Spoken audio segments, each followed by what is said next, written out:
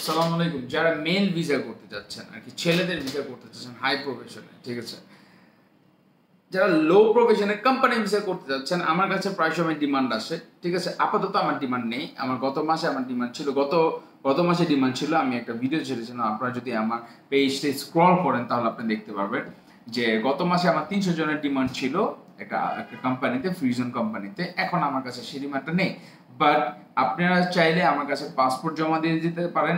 শুধু যে পাসপোর্ট সেটা না, আপনাকে সেটার কথা বলছি না।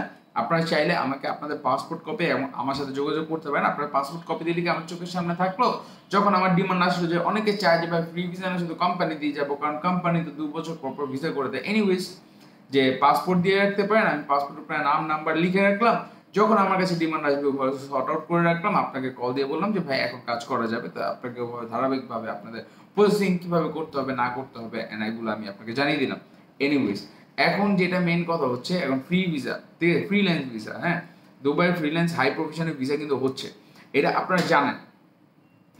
আপনারা জানেন, শুধু কনফিউজ যে ভাই এটা কি এয়ারপোর্টে ঢোকানো যাবে, কি এয়ারপোর্টে কোনো সমস্যা হবে না? ভাই ইনশাল্লাহ এয়ারপোর্টে কোনো সমস্যা হবে না।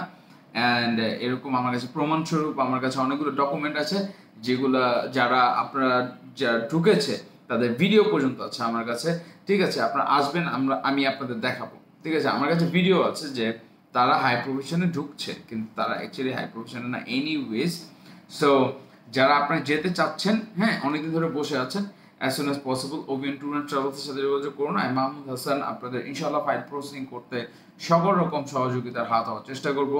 তো আমার স্ক্রিনে দেওয়া নাম্বারগুলোতে as soon as possible যোগাযোগ করুন। আসসালামু আলাইকুম ওয়া রাহমাতুল্লাহি ওয়া বারাকাতুহু।